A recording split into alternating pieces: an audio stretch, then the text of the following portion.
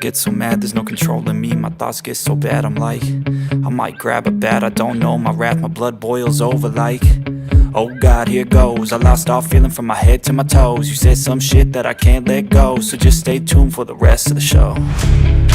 So have you ever felt betrayed? Switches how you see things, realize something needs change. Cause I know you got me fucked up, let me show you what's up. Cause enough is enough. I'll take a face full of pavement just to make it.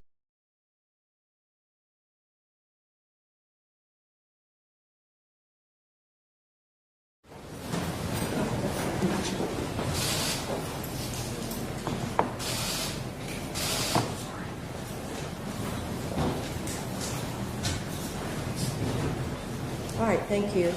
Be seated.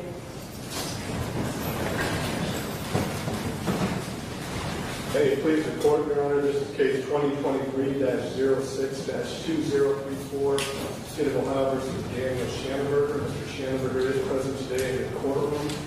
His counsel, Michael Administer, is present via video remote. Can you spotlight him, please, Shay? She'll put him up there. And I believe we're all seeing Mr. Administer at this time in the courtroom. We also have Eric Jones, who is not an assigned counsel in this case, but he was requested to be present since Mr. Administer is out of the state and was not going to be available today to be in the courtroom for this hearing. Right, and I understand that that was through no fault of Mr. Administer, that he knew he was going to be out of state, but other incidents have occurred that have prevented him from being here. And out of deference to the family, we decided to go forward, and he asked if we could just proceed by Zoom, and the court agreed under these circumstances. So, the other thing I want to say before we proceed, however, is I do understand how difficult a case like this is for not only for the victims' families, but also for the defendant's family. I understand there's a lot of high emotions in cases like this, and people are going to be speaking. All I ask is, if you are speaking, to remember that you are in a courtroom. You certainly have the right to speak and convey whatever you wish to convey to either the court or to the defendant himself, but just please keep in mind that you are in a courtroom, and there has to be a certain level of decorum that is followed. And then also, when it gets to the point of sentencing, it's important that there are no outbursts or displays of emotion. Once again, if you feel like you cannot abide by those rules, then you're going to have to step out of the courtroom, or the deputies will ask you to leave.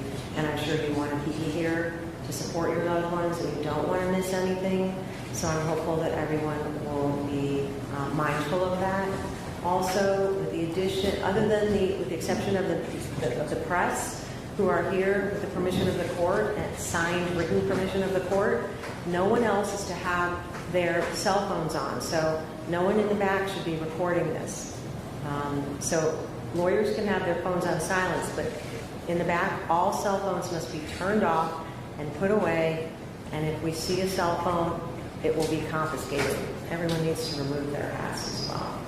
All right, I think we're ready to go. Mr. Gavel, do you have some people that you would like to have speak? If so, they can step up to this microphone. Your Honor, let me first, I would like for the record, though, to...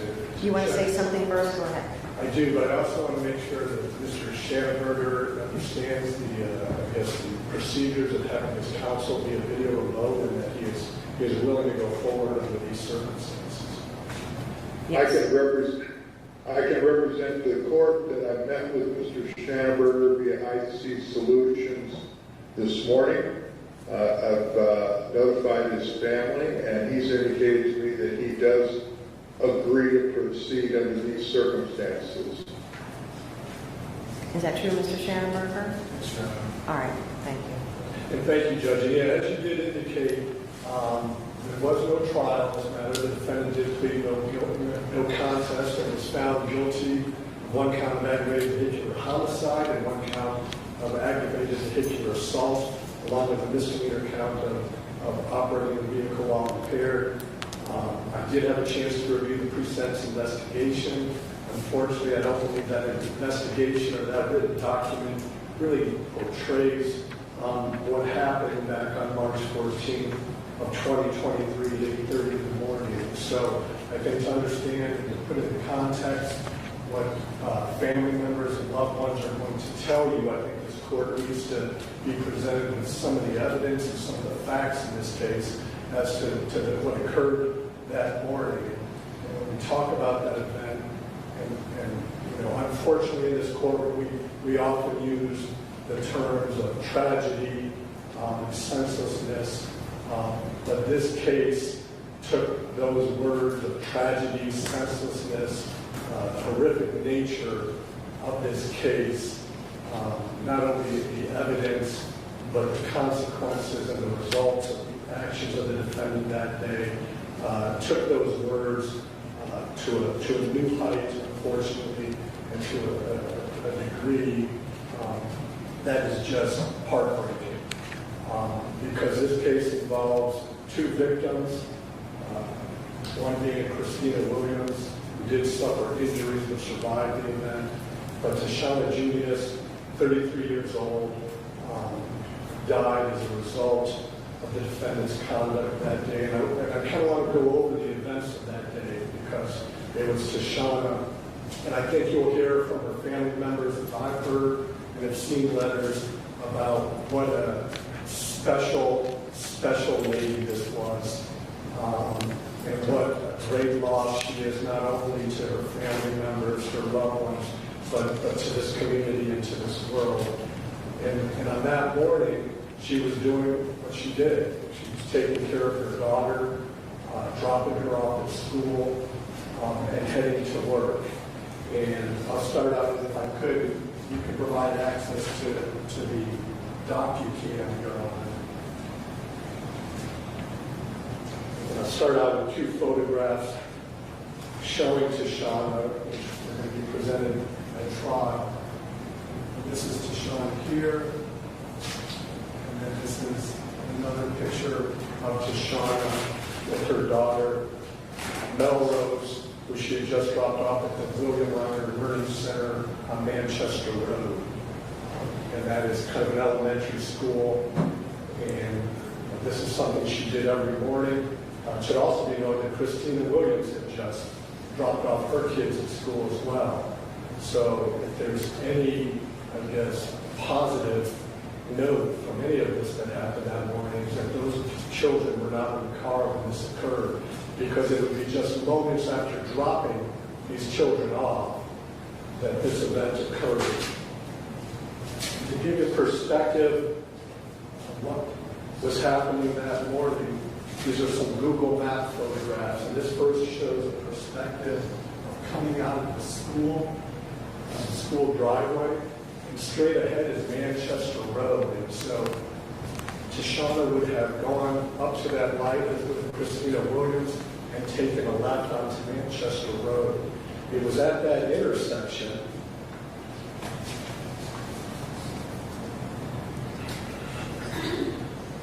this is a closer up of that intersection here, that the light facing Manchester Road would have been red, and the defendant would have pulled up and stopped at that intersection. And it just so happened that Detective Brian Reedon of the Sheriff's Office, who this court has seen before as a lead detective in some of the cases that have gone to trial in this case, but he also was pulling up to that intersection as well. He would later provide a written statement indicating that he noticed kind of the unusual actions of the defendant, and that although the defendant had no cars in front of him, he didn't stop at that big solid white line where people usually stop. In fact, stopped about 4 car lengths behind that. And that immediately brought Mr. Schanneberger to the attention of Detective Reedon at that time. When the light turned green, he took off, and that would have been a school zone at that point. But as Detective Reedon put it, he said when the light cycled to green, the Ford accelerated through the school zone, traveling northbound. The Ford continued to increase speed as it approached a traffic stop at the light at Manchester and Welton. The Ford slammed into a black Kia, and the black Kia was the car in which Shoshana was the driver. Without activating the brake lights, the collision ejected the driver of the Kia into the passenger side of the vehicle. And when we look again one last time at Google Map,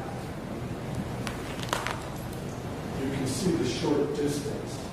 2370 is the address of the school, traveling northbound, and the collision occurred at 2200 Manchester Road. By Google accounts, that's only 4/10 of a mile, in which the defendant went from a red light stop to accelerating through a school zone and accelerating right into the vehicle of Shoshana.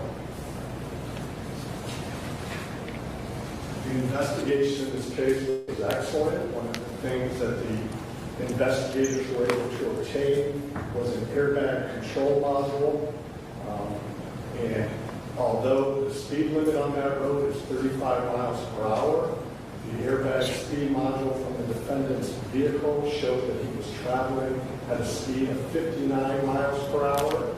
That same module showed that he never braked, not even slightly, as he collided and rammed into Shoshana's car, and that he did not in any way turn the steering wheel in an attempt to avoid that vehicle. When police would arrive on the scene, they would ultimately photograph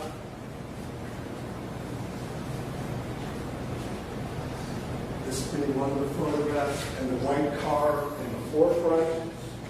That is the white Impala, a 2008 white Impala, which was driven by Christina Williams. And so this court understands, and I'm going to show the video, but when the defendant slammed into the back of Shoshana's vehicle, Shoshana then, her car was forced into the vehicle of Christina Williams, and with such force that it caused extreme damage to her car as well. So you see in the forefront Christina's car, the black Kia is Shoshana's car, and then the defendant was driving a maroon Taurus. Closer look at these vehicles. This is the back of Shoshana's car.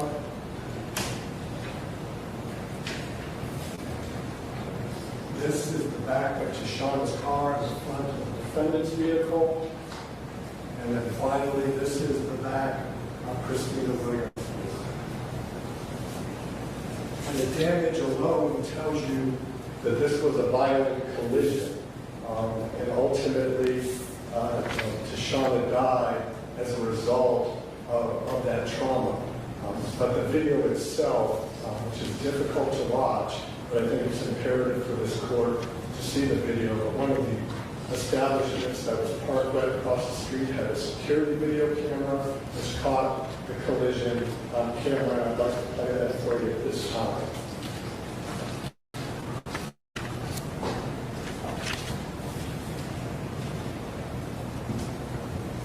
You're going to have to switch over the quick sheet. Okay.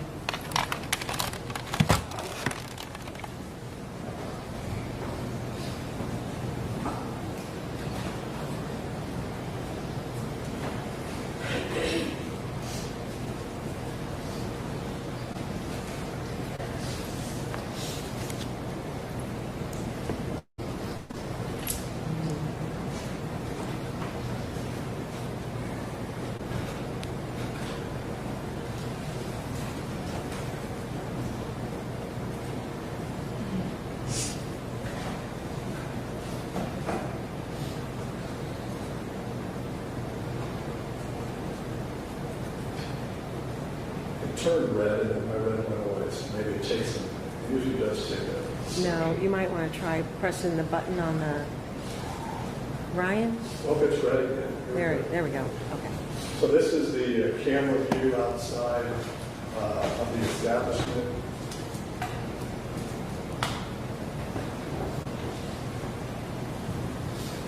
And I will stop it just so that you can kind of orient the court in regards to Christina Williams' car as well as Shoshana's car.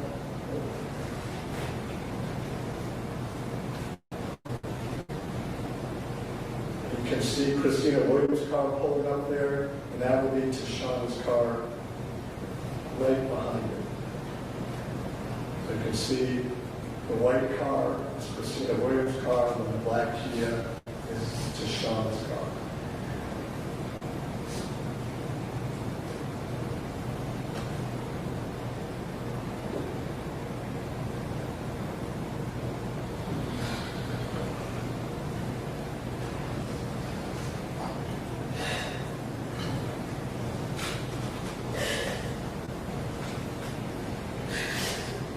So you see through the still pictures and through this video how violent that collision was. And once again, this is occurring at 8:30 in the morning on a school day.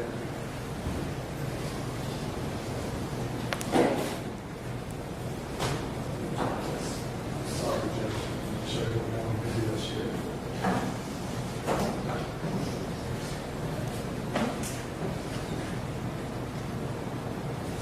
The police were equipped with body-worn cameras, and so while most of the focus initially was to provide aid to Tashana and Christina, the police also then came into contact with Mr. Schanneberger and placed him into the cruiser. And I want to show the court just the beginning of that contact with him.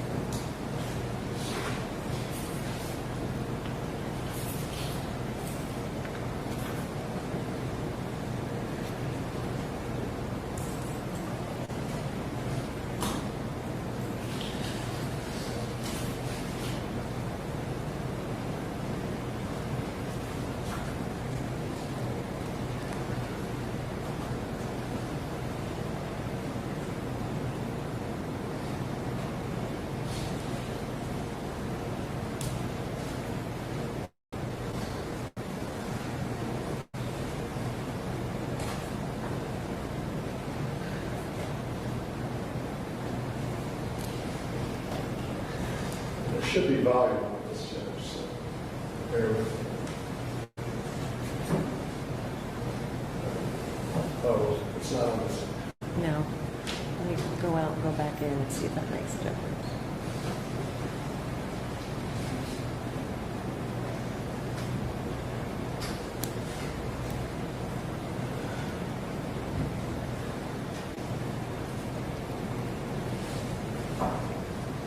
Probably have to press that button. It did. It's flashing red, so usually that tells me it's in the process of connecting.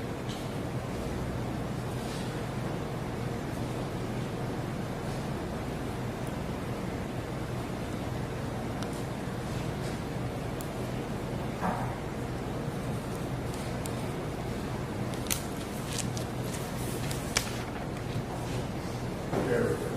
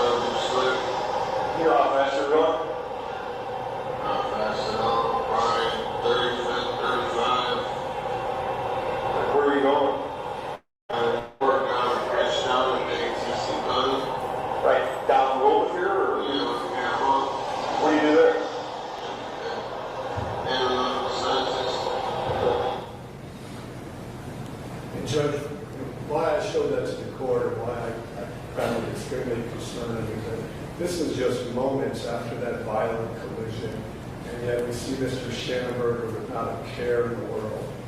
No concern at all, no concern about Tashana, no concern about Christina, no concern whatsoever in preparing for this case and having extended video.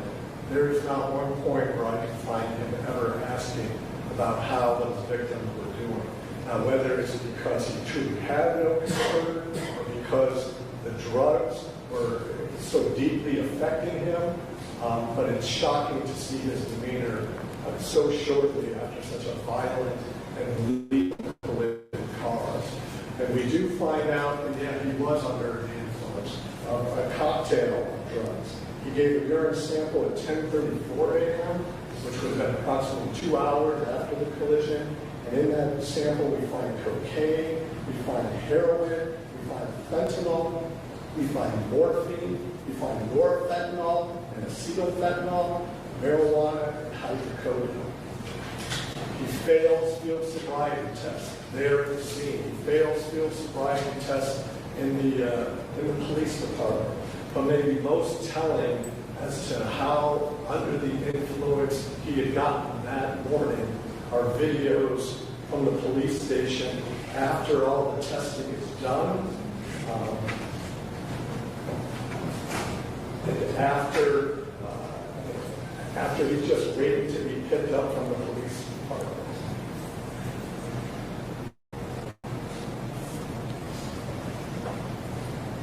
I'm going to show you a couple of clips from this. This is the traffic bureau area of the Akron Police Department. This is after the interview, after the field sobriety test. We're going to fast forward to 2 minutes on this. And I ask you to keep close attention to the defendant and his physical mannerisms in this case as to how truly out of it this individual was. And this is about 2.5 hours after the collision. This man was driving on the streets, individuals with kids, and it's just shocking to see how impaired he truly was.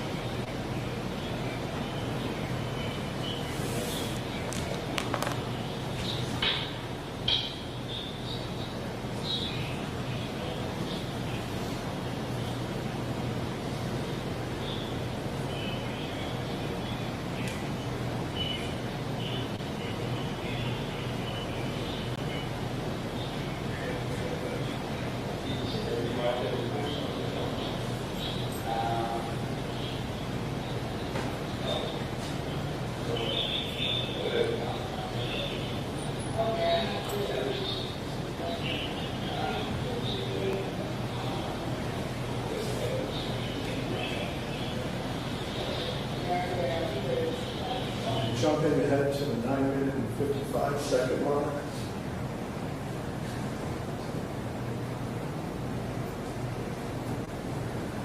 Have 1 more minute of this video.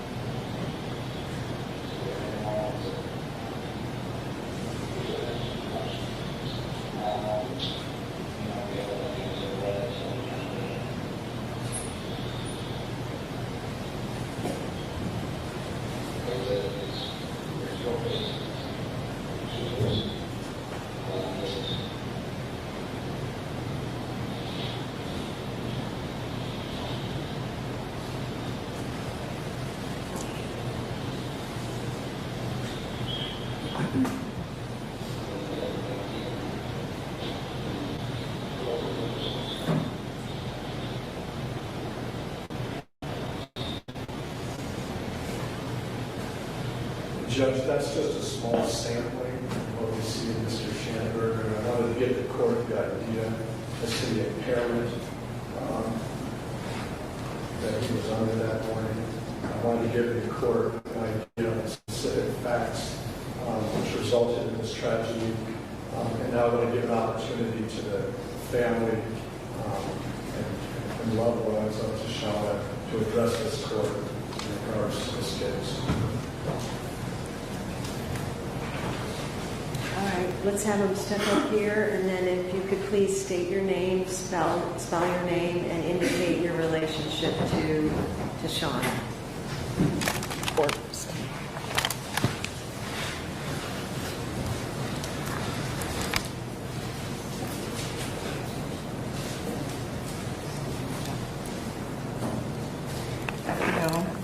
Juniors, mother of Deshaun Juniors.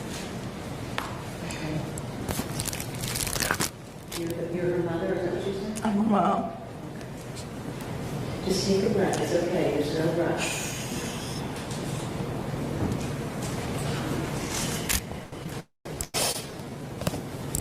I have tissue. I have tissue.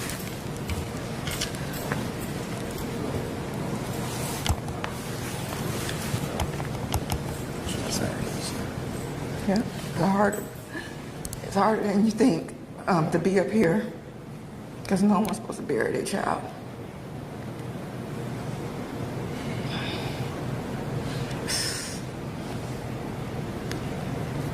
For a whole year, it's nothing but a nightmare for my family. You don't understand what you have taken away from me, what you have taken away from a 5-year-old little girl. Our mom was her world. She did everything for that little girl. I have not slept since March 14th, 2023. I lost weight. It's hard for me to function because she took my best friend. To get a call like that.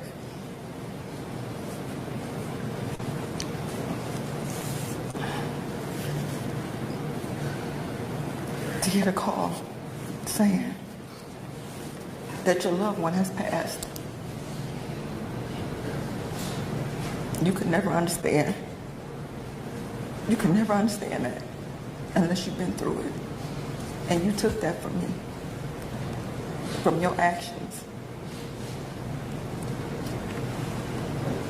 You have never took accountability for taking my daughter from me, from taking a 5-year-old mother away from her daughter.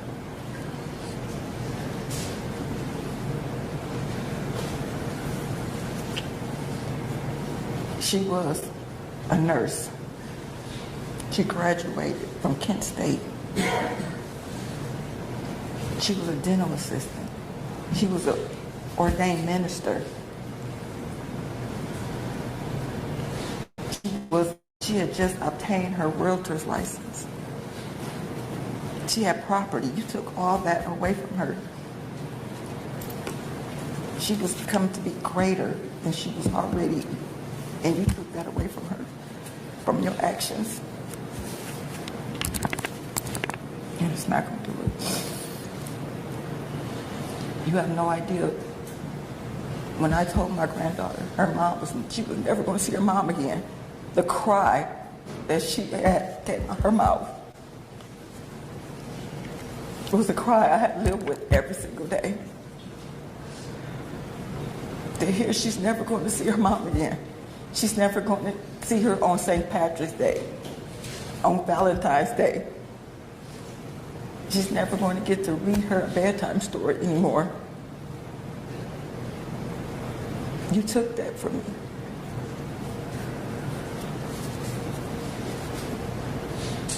I have no words to say other than you. It should have been you. It should have been you. And not her.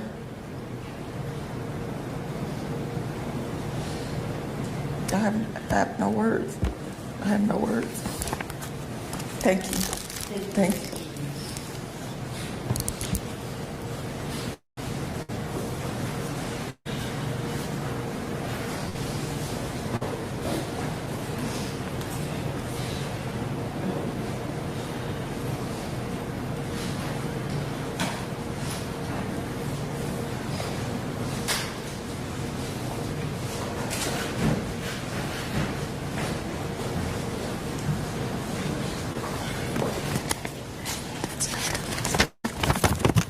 Sashay, last name Carter, C-A-R-T-E-R.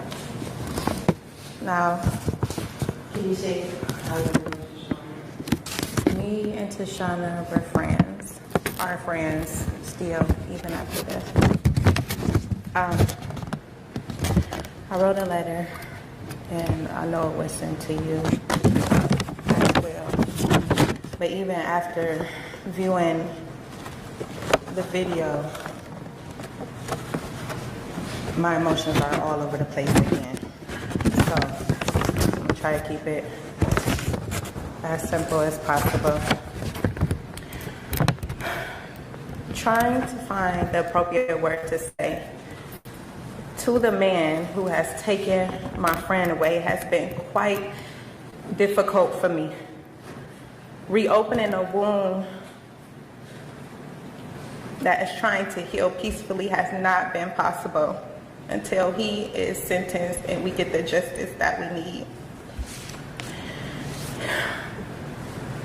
March 14th, 2023 changed a lot of our lives. Tashana was a great mother, a great daughter, a great sister, and a great friend who was suddenly taken away due to someone who was so irresponsible. Did not think of his actions when he decided to get in that car. I met Tashana when I was 11 years old. I'm 34 now. We've been friends since middle school. Always kept in touch. We didn't have to hang around each other every day, but we talked all the time. I never thought that I would be here today asking for a fair justice system due to a reckless, selfish, not thinking of the consequences a person could impact on all of our lives, all of her friends, all of her family, her child. My friend is long gone, never coming back. And all we have as friends and family is now memories while her killer gets another chance at life. His family can still communicate with him, come visit him, enjoy laughs, tell them they love him, tell him jokes, send pictures, touch, hug, reminisce on good times. All the things I could do with my friend, I can no longer do. Her family can no longer do. Her daughter could no longer do. I go through my phone all the time and listen to our voice recordings between us. And it makes me think how I don't get to see my friend age out. We don't get to talk about our kids like how we used to. Our kids were super close in age. We were the last ones to have kids at our age. All of our other friends had children already. And I'm gonna miss that. Accountability is all that we're asking today.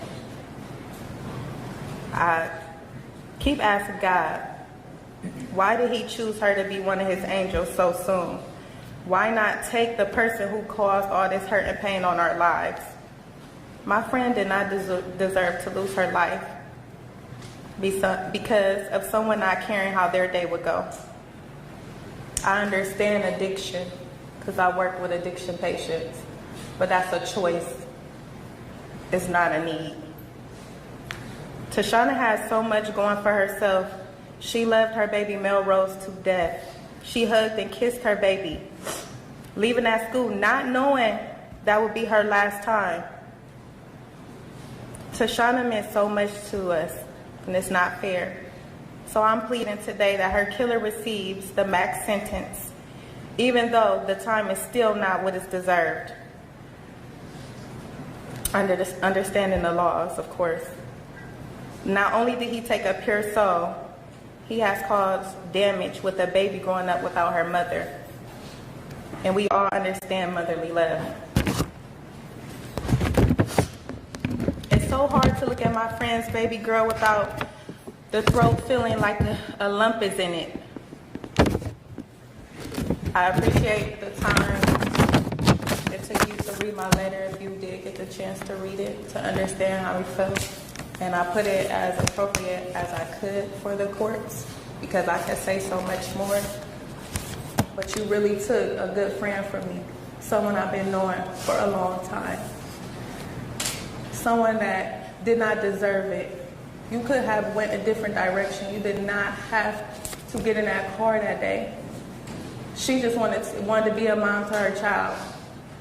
Now it's another child without a mother. And it's not fair. It's not fair at all. Thank you. Thank you, Ms. Carter.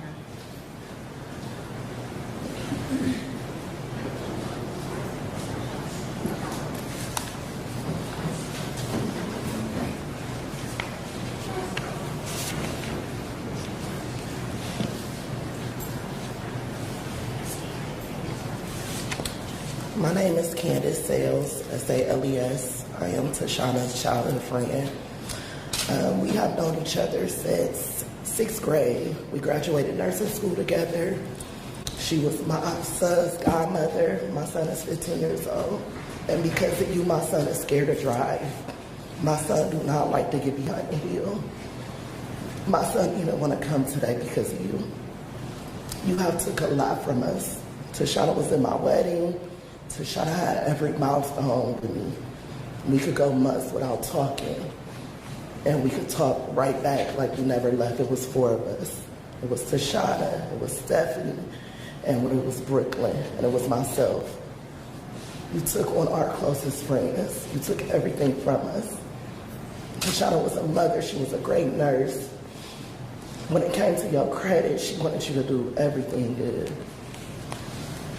And you really took everything because of your actions. And because I'm a nurse, I take care of people like you every day. And it kills me because I have to have this nurse mentality. But in reality, I really dislike you. You took a lot from us. I was working that day when I got the call that you took my best friend. I had to call and tell my son that his godmother is gone. Today is my birthday. I'm supposed to be having fun with my friend somewhere, waking up to her messages, a happy birthday, Candy Girl. But you took that away. I would say that I forgive, but you have a lot more that you're gonna fight with. The rest of your life, you're gonna have to think about what you did. It's never gonna go away. No matter how many times you repent, how many times you pray, your family get to call you, your family get to talk to you, your family get the video call, they get to visit. If you have kids, they get to see you. Melrose don't have that. You get to come back home and start another life, while all of us don't have that. I have just memories of pictures, videos of her little squeaky voice. And we don't have that. I just really hope that you sit, you think about what you took. I hope that your family understand what you have done. And I hope that they're embarrassed by you. Tashana was a good person. And I just really hope that even with the max sentence, it's not gonna give her back to us. That's a lifetime. Her mother have to look at pictures. It's no longer Tashana and butter. Like it's no longer that. And them tears is just so irritating, but that's all. Thank you, Ms. Young.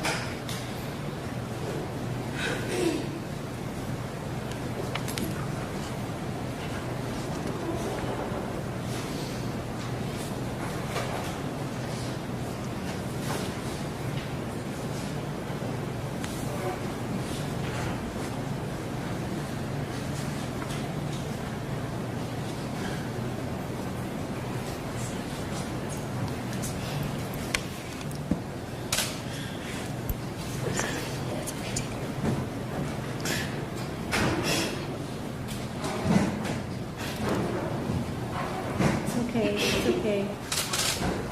Just take a breath. It's okay. Gather yourself. My name is Maisha Turner.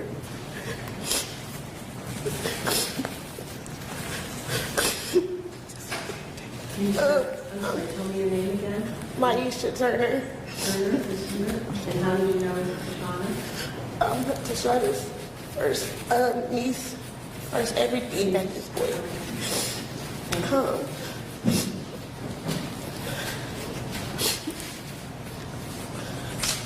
I don't know what to say, because I never in a million years thought I'd be doing something like this. I can't even look at you, because you ain't even saying nothing to us.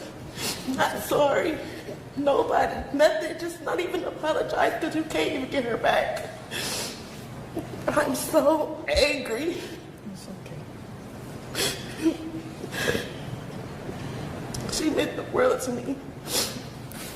Like everything. I could call her about anything. I was with her that Saturday. And then you sit here crying like you care. You don't. I can't. Thank you, Mr. Turner.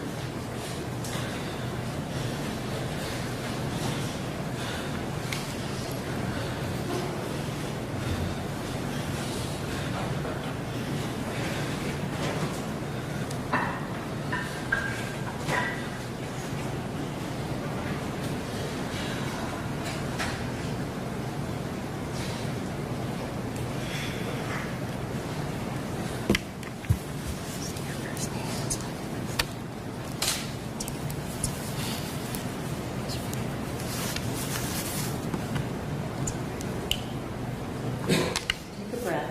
Take a breath.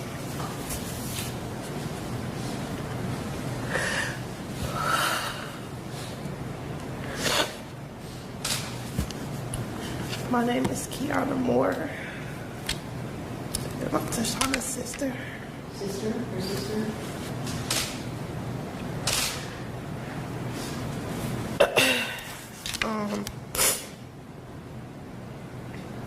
I had this whole like speech and letter written out to try to prepare for this. And you can't.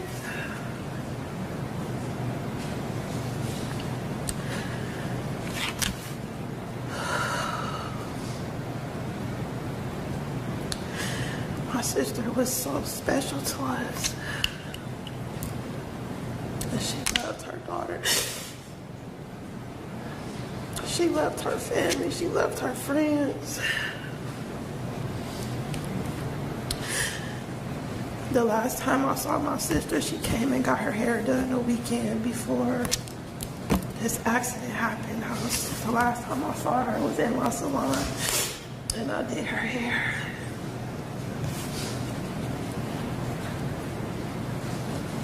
She told me how proud she was of me.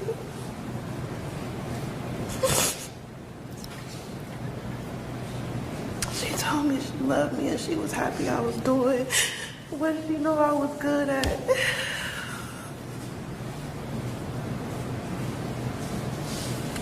And to get that call 3 days later, I'm at work. I can hear it in my mom's voice that something was wrong. She told me, she said, Mama got into an accident. I'm like, okay, I'm about to go see her. I'm about to go to work. I'm about to leave work.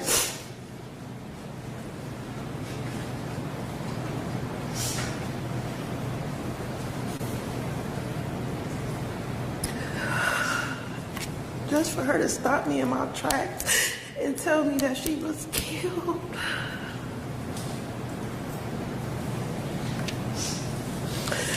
By someone that was so senseless. That was so careless. It was heartless. Because for you to be that impaired, to get behind the wheel, you did not care about your own life. You didn't care about your kids. You didn't care about your family.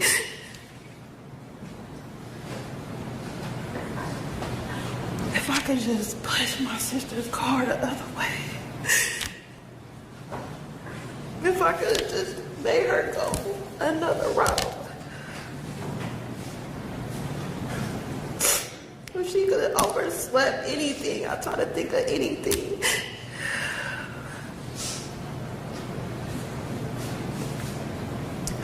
I love my sister to death. She was always there. Right or wrong, she was always there.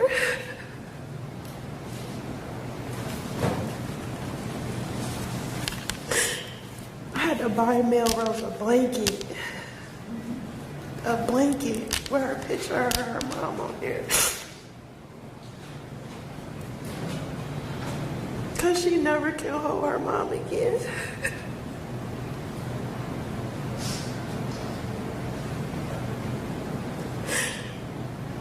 We left with depression, anxiety, sleepless nights. I took 2 months to even get back in the car because I'm paranoid. I really wish life was on the table for this man. Because at this point, it's life for a life to me. The time that he is even offered is never enough. It's never enough.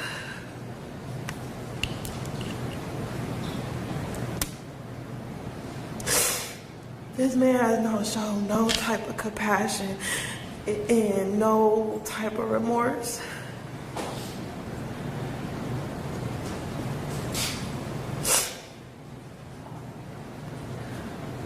And I ask that whatever the highest sentence can be, he deserves every last bit of it. Every last bit of it. Thank you. Thank you so much.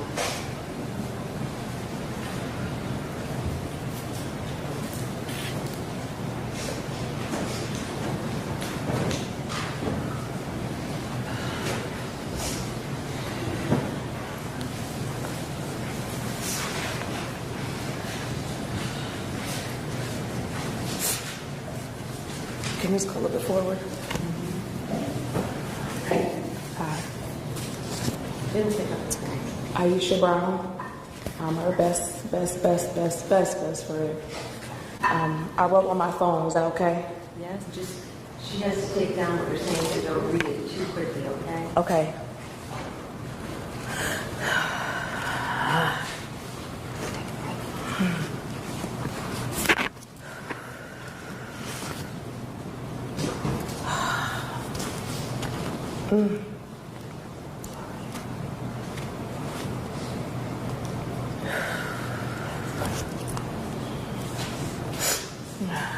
Role model, definition, a person looked to by others as example to be imitated. Role model, someone with strongest matches, a good example, a hero, an idol, a superstar.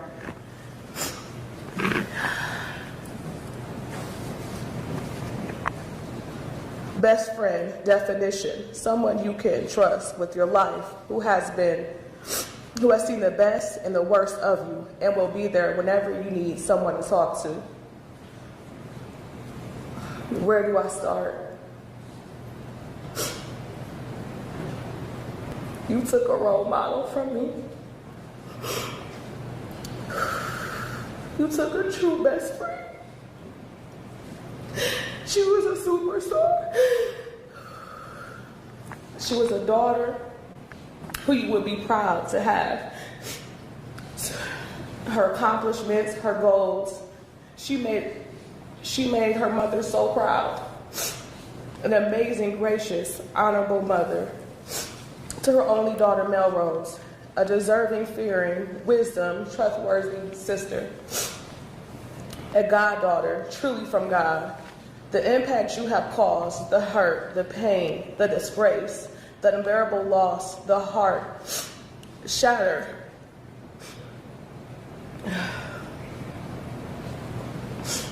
You have caused her family so much pain, myself, especially her beautiful, joyful daughter, Melrose. You have no idea, no clue how much important Tashana was, how much she was loved, how much she was just one phone call away. She meant the world to me, everyone in her life. She was the type of person you want by your side. When you have financial problems, she would fix it. How much of her advice and the right advice she would give to her loved ones that mattered.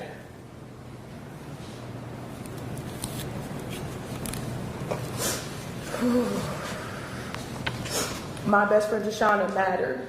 She mattered. To not get that one phone call away, to not hear her wisdom of words, the truth, the honesty she believed. As perfect as she was to me, you have took something from me. You took my heart. You took my heart. You took my heart. You took my peace.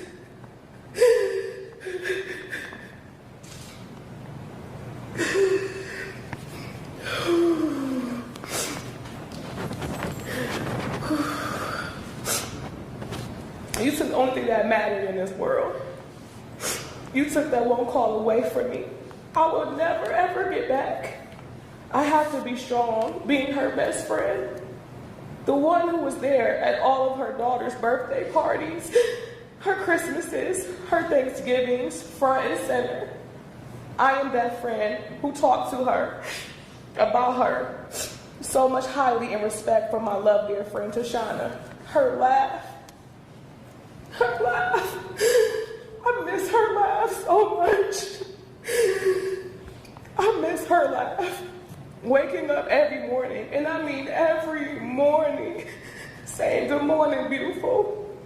I bought her roses because she meant that much to me. I bought her roses every couple months. She was that special to me. I didn't need a reason, just because she was that much to me. I wanted to see her smile. I wanted to feel how much I truly loved and adored her. I would brag about how independent and beautiful her mind was. I would brag to everyone how much her goals she accomplished, how determined, dedicated she was. She finished everything she worked for. And I mean everything she worked for. Her nursing degree, her real estate license, she got it. My best friend she was dope. She was the most selfless person I had ever met in my life. She was pure diamond, a God's angel. It breaks me. I had to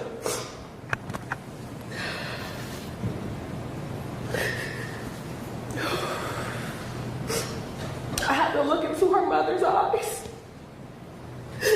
And every time I talk to her, I can feel the pain.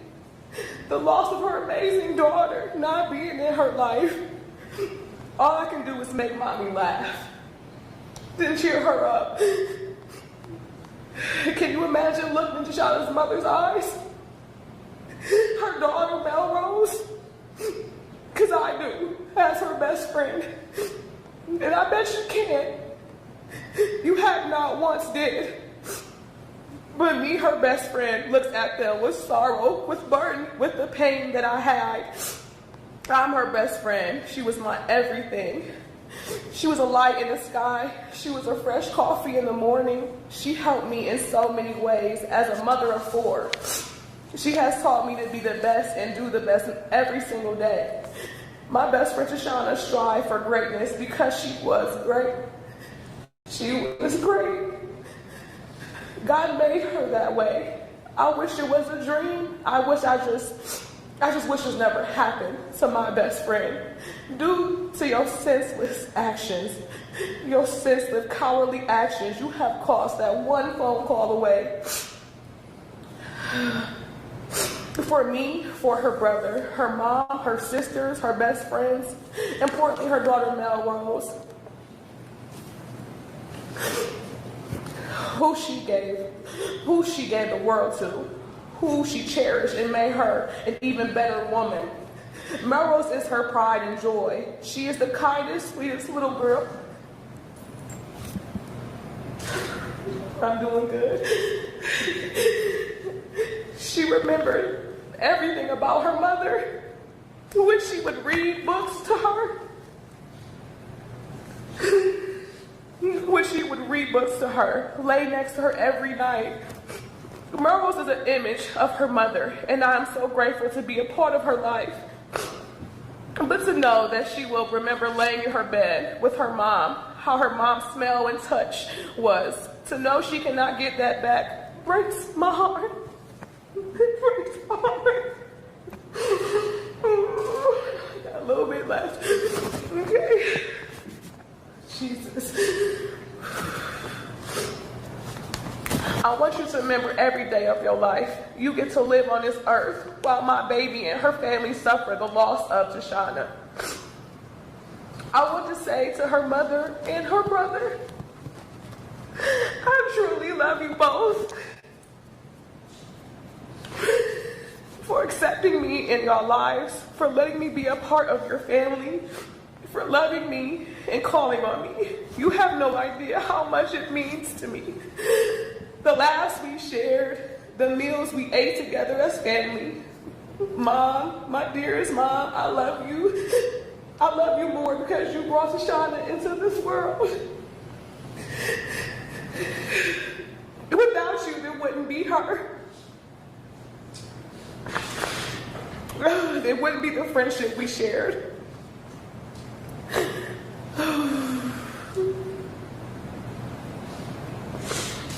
Mom, I want you to know, be proud of Tashana, because one day I'll look up to you and Tashana and pray that me and my teenage daughter will grow into an independent daughter like yours. You all mean so much to her. She loves you. She loves you, Marcus. She wanted you to understand everything she taught you because she might not always be a call away. She wanted to push you as hard as she could because that's what big sisters do. She always believed in you. She always wanted you to find something you love, you stack your money, take care of your boys, and become the independent man she called her brother, her confidant. I know the bond you two shared firsthand. She was your brother, she was your mother, your best friend, and I know she's gone, but you have to stay strong because that's all she wanted from you. Don't fold when it's pressure, and don't fall because she is not around. I'm so sorry. I'm so sorry that this has happened to her. The last time we hung out was before she passed away, and we had a ball. We had a ball. Then you took something from me and this family, and she was important, and she was loved. You just looked at her and wanted to be her. You just wanted to be her. And she meant that much to me. She meant so much to me. And I wish she wouldn't have done that. Aisha Brown, I'm signing off. Thank you. Thank you. Thank you, Ms. Brown.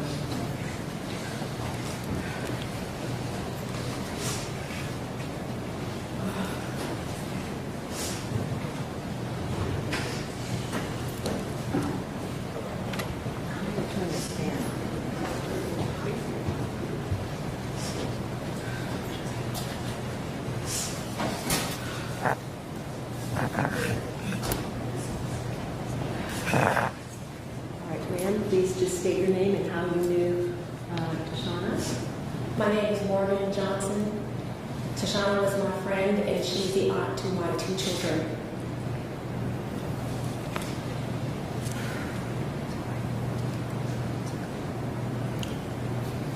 On March 14th, 2023, our lives changed forever. On that morning, a man, a scientist, with a college degree and a world of opportunities woke up and decided to get doped up on various drugs and decided to get behind the wheel of his car. It was on this same day, our sister, daughter, and friend Tashana woke up and got her daughter Melrose ready for a great day at school, and also got into her car to drop her off. She strapped Melrose into her car seat so she would be safe, and dropped her off at Reimer Elementary, expecting to pick her up later that day, never knowing that this would be the last time that Melrose would see her mother alive, and the last time Tashana would see her only child. Tashana would be killed a few moments later when she left her daughter's school while waiting for a red light to change at 8:30 in the morning. Killed by a scientist, Daniel Schanneberger, who was under the influence of a cocktail of substances, any of which could have killed him. But instead, he and his substances killed Tashana, our sister, her parents' daughter, Meryl's mother. You rear-ended Tashana at such a high rate of speed that you killed her within an hour of the accident, and injured the woman in the car in front of you. You hit her so violently that Tashana's car, which was stopped, hit the stopped car in front of her, throwing her body, causing it to absorb all of the shock of the impact, ultimately causing her to die of a broken neck and fatal blunt injuries so bad she was unable to survive despite timely life-saving measures. The traumatic injuries that you caused made her choke on her blood, suffering alone, in pain, until her last moments on this earth. You did not give her a chance. And the irony is, you took multiple drugs and drove, yet she died and you got to live. Today, you will know the incredible life you stole from us. On March 14, 2023, I walked into the hospital, and Tashana's brother Marcus told me she was gone. He couldn't breathe. He could barely talk. This is singularly the worst day of all of our lives. Her mother will never be the same. She has lost weight, and she still cries daily. Her daughter talks about her mother every single day, as if she's alive, and tells any stranger she can that her mother has died and was taken from her. It is heartbreaking. Her siblings and friends are still in shock, as Tashana was the nicest, most caring person in this world.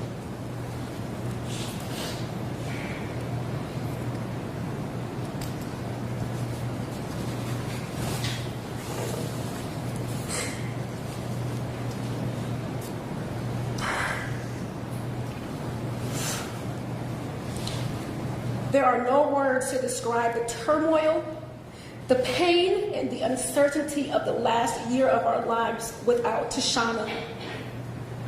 Nothing has been the same.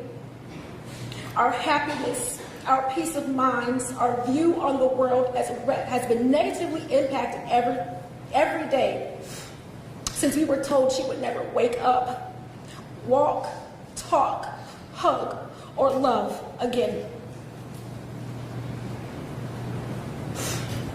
Her infectious laughter, her logical and helpful advice, her positive, ambitious, and motivated attitude to achieve success no longer seen and heard.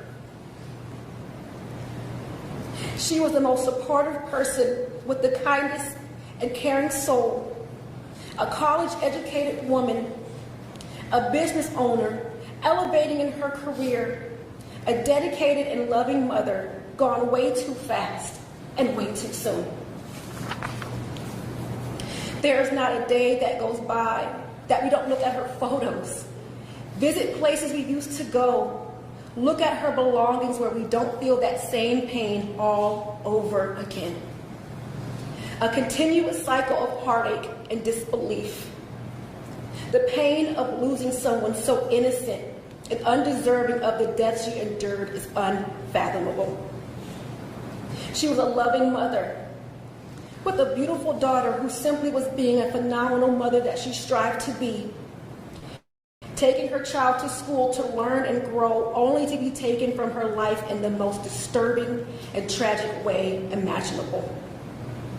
It brings tears to our eyes when we see her daughter Melrose growing and maturing, and her mother is missing it all. And she is always missing her mother. She didn't even get a chance to say goodbye. None of us got to be there in her final moments.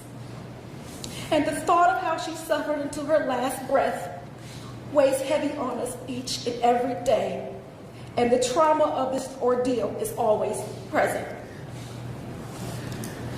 It's been a struggle coming to terms with Tashana being ripped from our lives so violently, and trying to find peace while navigating the court system and expecting justice for her homicide.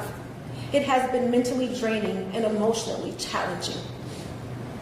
From the moment you viciously crashed into her, we have been pushing and crying for justice, only to go on for a year with delays, adding more heartbreaking moments because of your unwillingness to take full accountability for your actions that took away a human being forever. We have never heard any expressions of remorse in your actions or in your words. You've pushed back this issue with excuses and stall tactics, knowing that you hold full and complete responsibility. No one in your family has expressed concern, sympathy, or condolences, even though we've sat in this very courtroom and have walked by each other several times. The lack of simple humanity is sour in our hearts. It is not lost on us the severity of these offenses and how severely they have impacted the lives of every person who loved Tashana. This should have never happened, and she should be here. We can't fathom how you are a scientist with a college degree, someone who should have known better, could have such a lack of concern for the regards of others. You are ultimately the reason why we continually grieve today and why we will be grieving for the rest of our lives. Tashana didn't deserve this, and we will not rest easy unless we know the maximum punishment is imposed in this case. She would never get a second chance at life. And we believe that it's not justice if you get anything under the max. The defendant deserves that time ripped from his life in exchange for the life he ripped away from us. With his fatal disregard to take drugs and operate his car that morning. A max sentence might not heal the pain and the hurt that we have been feeling and will continue to feel. But it will let us know that her life was valued to this system. And then we can close this chapter knowing that he has received the highest punishment for his crimes. Judge McCarty, we are asking you to give Daniel Schanenberger the maximum sentence for causing Tashana's death and for Mrs. Williams' injuries, and to run these sentences consecutively. Tashana was violently killed and suffered in her final moments, and Ms. Williams still experiences pain. I can only wonder the thoughts that went through Tashana's head when she could no longer move or no longer breathe.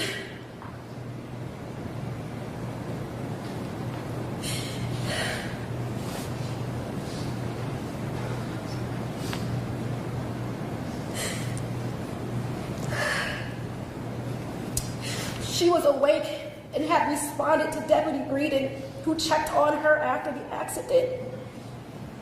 And she absolutely lived long enough to know what happened to her. She knew it.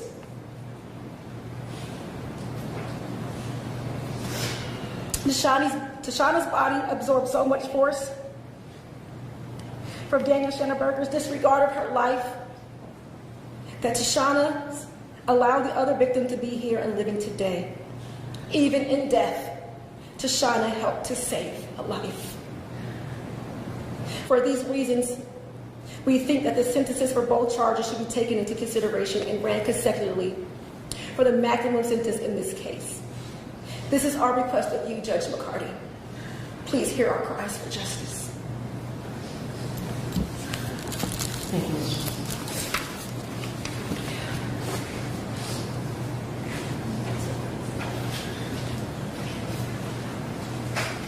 Your Honor, I believe that's all that all the family members and friends that want to address this court. I will point out lastly, and I know this court does have the pre-sentence investigation, but Mr. Schanenberger's record in that report shows that he had previously been convicted of a drug offense, previously convicted of operating a vehicle while impaired. The BMV notes 14 prior suspensions and 18 traffic-related convictions. From the first time that I met Shauna's family, they've consistently said that they wanted the maximum sentence in this case, trial or plea, and the state of Ohio and myself support them in that request. Thank you. Thank you, Mr. Baumel. Can we put Mr. Administrator back in the spotlight? Mr. Administrator, can we put him back in the spotlight? Yeah. Thank you, Judge.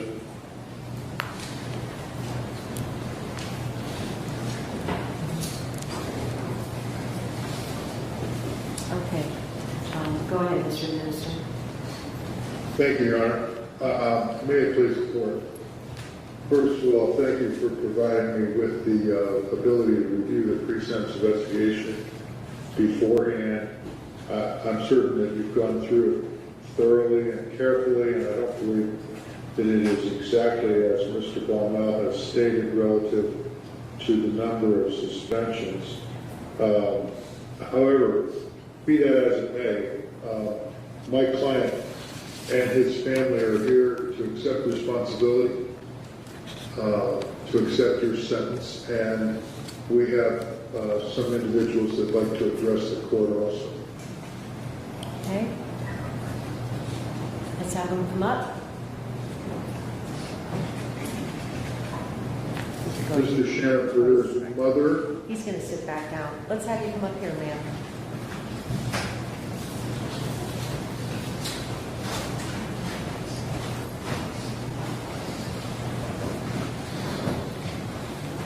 Can you state your name for the record? My name is Candy. I am Daniel's mom. First off, my family and I, we would like to extend our deepest sympathies to the family and the friends for the loss of Tashana. We cannot imagine the pain and the sadness that you're going through. Daniel has always been a great kid. He loved sports. He loved BMX the most. And he loved hanging out with his friends. He did great in school. He started working at 16, went to college. But before he graduated from Kent State, he became a proud father. As an example of a supportive family member, he moved in with his my parents, to help care for his terminally ill grandfather. He was always around to lend a helping hand, replacing flooring, tearing down the shed,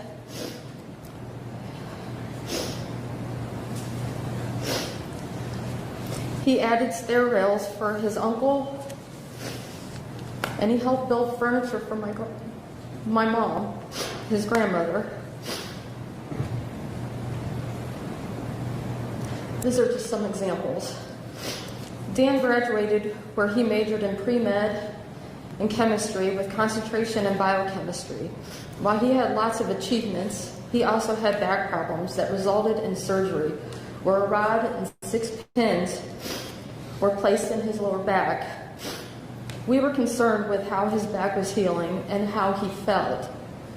Didn't once worry that this would be the beginning of Dan's addiction to pain meds.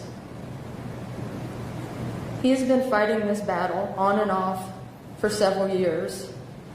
Coincidentally, his daughter had similar back surgery this past May, and her only fear was the use of prescribed pain medication because she witnessed the struggles.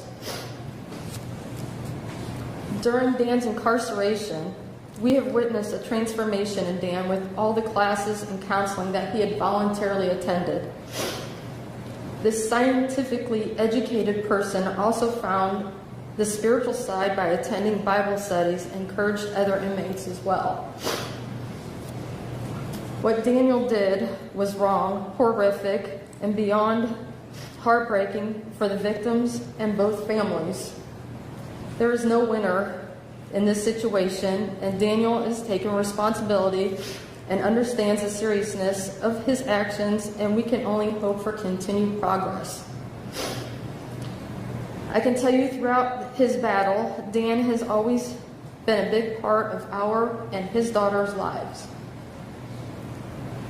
He was and still a good father. Thank you. Thank you, Mrs. Shannon.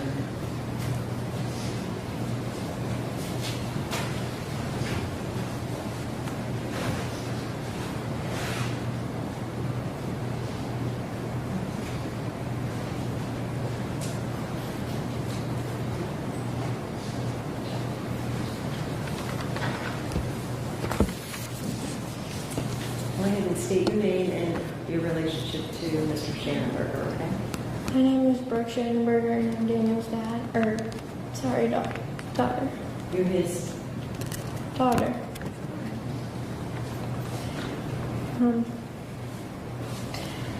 Hi, my name is Brooke. I'm Daniel's daughter. I would love to express my sincerest condolences to the family and the daughter who lost her mom. I'm so very sorry. I wanted everyone to know that my dad is the most caring, funny, and understanding person who is also very smart and has always helped me with my homework at any time I needed. Even now, still continues with my medical terminology that I struggle with. He helped me through my anxiety I had with my recent back surgery, especially since my dad had basically had the same procedure. It was really tough for me. I had a lot of firsts with my dad, like teaching me to ride a bike, swimming, fishing, boating, camping, and family vacation. While we have many good memories, I've also witnessed my dad and his struggles with addiction. I never stopped believing in him because I know it's a disease and I know one day he will conquer it. All this has been very hard on me along with the rest of my family, and I'm saddened for the other family. But it helps that I've seen improvements with him, and I'm so proud of him with what he's accomplished. And again, I'm sorry for the family's loss, especially to Tashana's daughter. Thank you.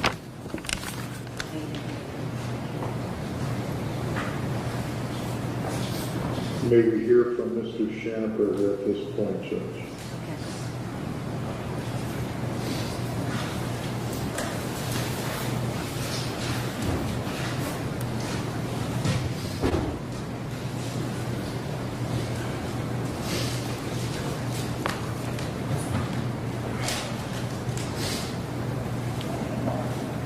My name is Daniel Schanberger. I have written this apology numerous times, struggling to find the words that express the deep remorse that I have now and forever. I have concluded that my feelings transcend far beyond anything I could possibly say. I have to confess that the time leading up to that horrific day, I wasn't living the way I should have, being selfish, making poor decisions. I wish more than anything I can go back before that day and make the necessary changes to prevent it. I don't expect forgiveness, but I hope you can find it, not for me, but for yourself.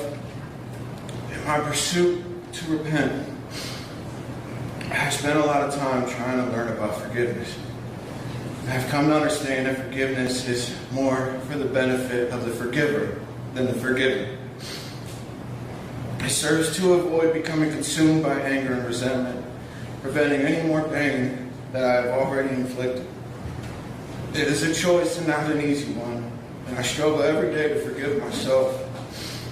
I begin each day with the awareness of my past mistakes. I struggle every day to accept why it wasn't me instead. Regret over the past leads to shame, which leads to fear and anger. So I pray for God's forgiveness and the strength to forgive myself. Forgiveness doesn't change the past, but it does change the power it holds on the future. The goal is not to alleviate my feelings. My goal is to use those feelings as a daily reminder to focus on character transformation and building a firewall of protection against reoccurrence. I know that mercy is not something anyone deserves based on merit, but something undeserved that someone else gives by grace. Beginning to say I'm sorry doesn't come close to describing how truly sorry I actually feel. I know I have done wrong and deserve to pay the penalty. I will dedicate the rest of my life to genuine repentance in effort to pay that penalty and to produce more than just a spoken apology. Thank you, Mr. Schanberger. Mr. Minister, anything you'd like to say? Yes, briefly, Judge. I think most everything has been said. I do have a few thoughts, though, with respect to, first of all, with respect to the videos that were played by the prosecution before. I mean, obviously, given the nature of this automobile crash, my client was clearly in shock at the time that the body-worn camera officers were intercepting. My comments are not intended to justify Mr. Schanberger's actions. This is a relatively common story, unfortunately, throughout the state of Ohio. We, as in many other states, are suffering with opioid addiction. Mr. Schanberger is a perfect example of that. This is not an instance that comports with what we typically find in cases such as this. Person goes to a bar, becomes voluntarily intoxicated, gets behind the wheel, and a crash ensues. As the court is well aware, this case took place at 8:30 in the morning on a work day. I've spent countless hours with my client for over a year now, and I've come to know him and believe in him. And this is a tragic circumstance. Could have been avoided. However, as the court is well aware, we requested a toxicology expert in order to determine what the half-life of the drugs were in his system. Had we gone to trial, and frankly, he didn't want that, nor did I, nor did anyone involved in this process. But had we could have shown that Mr. Schanberger, despite what some of the folks have said, did not wake up that morning, get ready to go to work, and voluntarily ingest illegal substances. As he has repeatedly said to me and to others who are involved in this process, and as I have relayed to both the prosecution and Your Honor, Mr. Schanberger was suffering from a residual effect from drugs that were contained in a vape pen which was packed to him by a friend at least 36 hours prior. He thought that he was taking a hit of cannabis, and unfortunately what happened was that cannabis was clearly laced with this vicious cocktail that everyone has spoke of, including Mr. Baumel. I apologize on my client's behalf to those friends and family members. As someone said previously, there are no words. I know that. There are no words that can possibly salve your pain. I hope that you will seek solace in your faith and in the teachings of your Lord. Also, I'd like to say, please understand that what you perceive as an indifference to your loss was in fact all my responsibility. As his counsel, I have continuously reminded my client that he must not speak to anyone, especially members of victims' family. So what you perceive as an indifference or a failure to apologize or to take accountability was actually my instruction to him in order to protect his constitutional rights. Judge, I'm certain that you read the letter that I provided from Chaplain Jarvis. As you know, there was a period of time during the pendency of this matter that my client was transferred to Medina, and at that point he came in contact with Chaplain Jarvis and her husband, also a chaplain, and Mr. Schanberger, was actively involved in ministering to other inmates, and he did that of his own free will, and because he has an interest in trying to help others. I believe that although this is a horrific day all the way around, that Mr. Schanberger, given his education, his background, his upbringing, his values, that he does have the potential to, following a reasonable punishment for these crimes, he has the ability to go out and have a positive impact on others before they end up in front of you in an orange jumpsuit. I would ask that you consider those factors in terms of evaluating the correct sentence and I trust you will do so. I have nothing further. Thank you. All right, thank you, Mr. Administrator.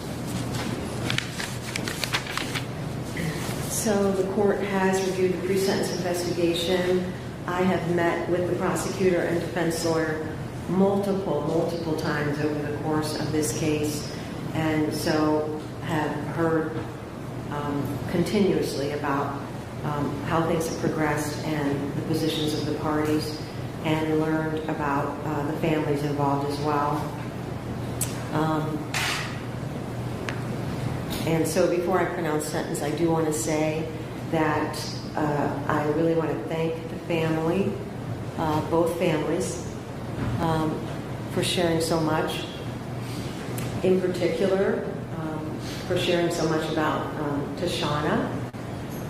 So often in cases like this, most of the cases, honestly, that I handle, a lot of the focus of the judge and the lawyers, prosecutors and defense lawyers, is the defendant. And what did the defendant do? And what should we do regarding the defendant? And does he have a record? Does she have a record? What's the situation as far as is he or she working? Do they have, an addiction?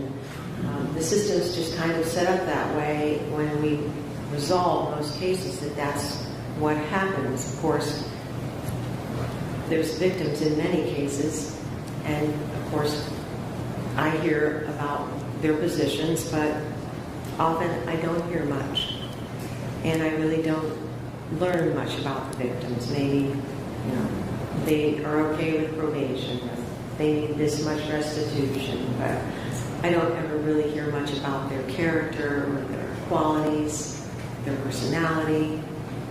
And so it's an important part of the total picture to hear that about Tashana. Some victims in a situation like this, the family members cannot speak. They can't get up in front of a courtroom. I mean, even lawyers sometimes get nervous speaking in court, and they come to court every day. So I understand how intimidating it can be, and then of course it's so emotional that many family members simply just can't do it. So for those of you that did do it, I want to thank you for your emotional strength and your courage to get up here and do that on behalf of Tashana. And likewise, when there's a defendant who's done something terrible, it's very difficult for his family to come in and try to say something too, because they feel perhaps their voice isn't going to be heard. But that's not the case. The court wants to hear from everyone. And I also want to thank Mrs. Shannenberger and Brooke for coming in and speaking as well. These cases would be so much easier if the person that was the wrongdoer was a terrible, evil person. It would really make my job so much easier.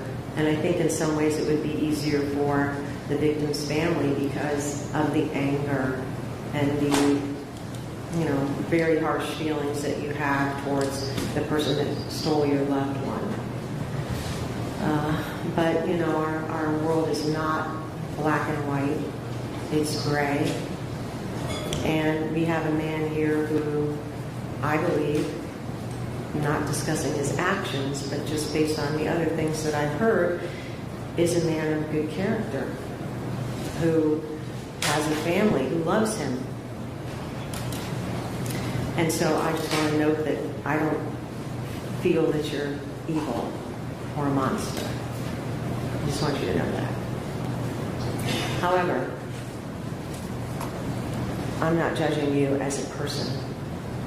I'm judging your actions. And your actions, what the result of your actions was so horrific. The court has to take that into account. So, however, I also do want to say, you stepped forward and you resolved the case. So as difficult as this was, A trial would be so much more traumatic for the family. Everyone knows that. Having to sit through it, having to watch everything, having to see the photographs, having to totally, completely relive that day. I've seen it. It's very traumatic for families. And so in cases like these, whenever possible, I know prosecutors try to avoid trial if it's reasonable to do so. In this situation, you pled to the indictment, essentially. The other charges were going to merge, and you pled to the highest level of the charges you were facing and threw yourself on the mercy of the court. So you did provide that level of closure to the family. There will be no extracted long trial. There will be no uncertainty about the verdict. There will be no long months of appeals. You have taken that part of this trauma away from them. And that's why I want them to understand that when someone does plead guilty to the maximum charges, because I want to encourage future defendants to have that desire to avoid that trauma for the family, that I generally do not give the maximum sentence on a plea. And so I want the family to understand that if that happens in part today, it's not because the court feels any less the absolute tragedy of this situation or the quality of the life that was lost, because that is not the situation. Excuse me, my throat's very dry.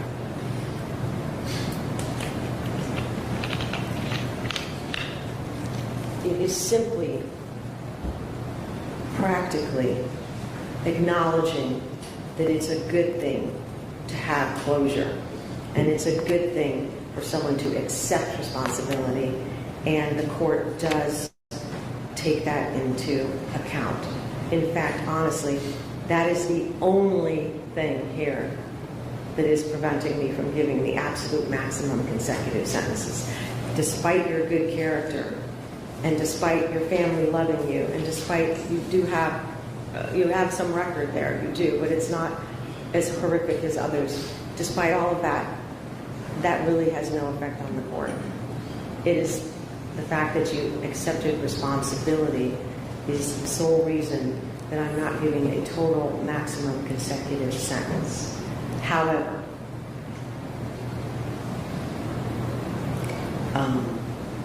I feel that what happened to Tashana was so awful and terrible and tragic and senseless. There's not enough words, as others have said, that it is appropriate for me to give you the maximum sentence on that charge. So I am going to impose, as to the aggravated vehicular homicide count 1, 8 to 12 years in the Ohio State Penitentiary.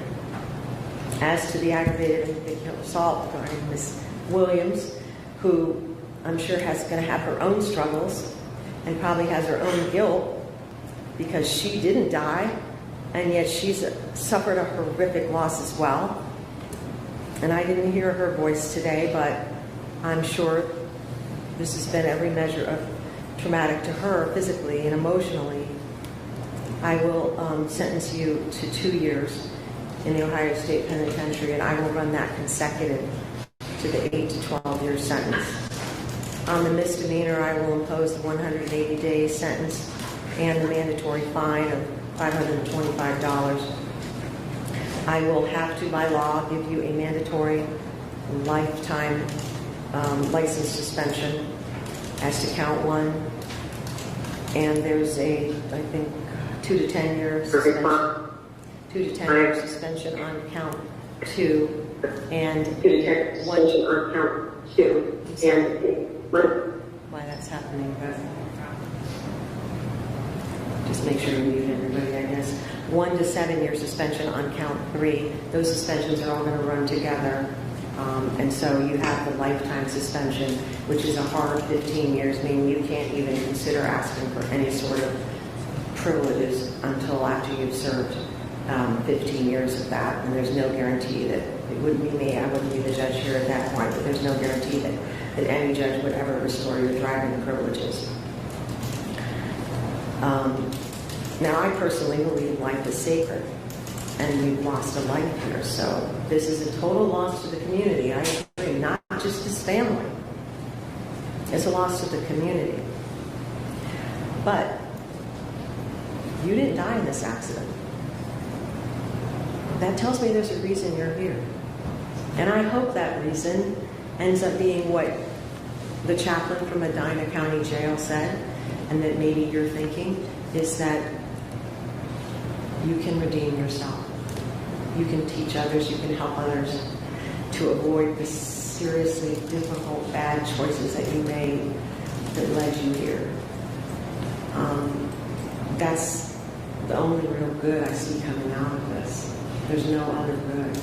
The only other thing I do want to comment on is that Tashana's family obviously is very loving.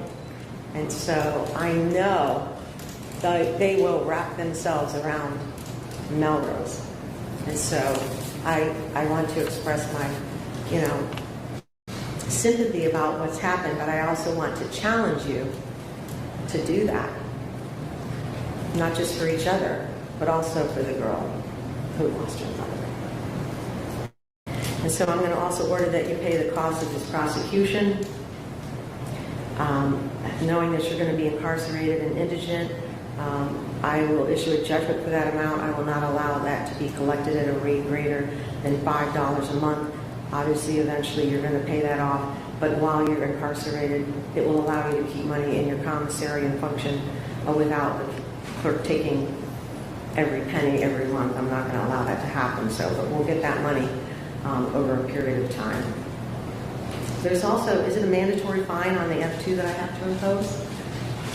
On the misdemeanor? No, on the felony, is that a mandatory fine? I don't think it is No. it? No, I but- imposed $525 fine on the misdemeanor in the first degree. But Your Honor, and I don't know if you mentioned it, but both those sentences are mandatory times. They are mandatory time. They are consecutive. I have to make the finding that consecutive sentences are necessary to punish the offender. They are not disproportionate to the seriousness of the offender's conduct and to the danger that he poses to the public. These are findings I have to make specifically. And that 2 of the offenses were committed as a part of a course of conduct, and the harm caused by those multiple offenses was so great or unusual that no single prison term adequately reflects the seriousness of the offender's conduct. So it's 8 to 12 years plus 2 years. So it's a mandatory of 10 years with a possibility of an additional 4. So that would be 10 to 14 years. I think I explained to you on your plea, based on the indeterminate sentence, that there's a presumption that you would do the minimum term of 10 years. But based on your behavior, if the ODRC feels you're still a threat for some reason, or that your security issue, they could request to have a hearing to rebut that presumption and keep you in longer. Like I said, that would be a hearing you'd be entitled to have, and they would have to rebut the presumption. They could keep you in additionally for periods of time, but they could never keep you longer than the total amount of the sentence of 14 years. I'll give you credit for all the time that you have served in the Summit County Jail, and I believe as of, well, let's see if that's up to today, that was up to last week, I'll double check that. 442 days. Including today. It's up to today? Okay. I do wish my blessings not only on Miss Junius's family and Miss Williams' family, but also on you and on your family too, Mr. Schanenberger. And I'm just sad that all of us had to come together under these circumstances. Okay? And thank you, Mr. Jones, for standing in. All right, we'll conclude. Thank you, Judge. Judge, Yes. Yes. I'm late. I should have been. Sorry.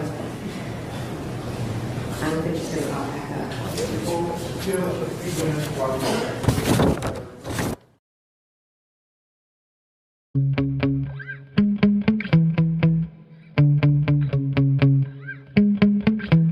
Yeah. Sometimes I get so mad, there's no controlling me. My thoughts get so bad, I'm like, I might grab a bat, I don't know. My wrath, my blood boils over like, oh God, here goes. I lost all feeling from my head to my toes. You said some shit that I can't let go, so just stay tuned for the rest of the show. So have you ever felt betrayed? Switching sides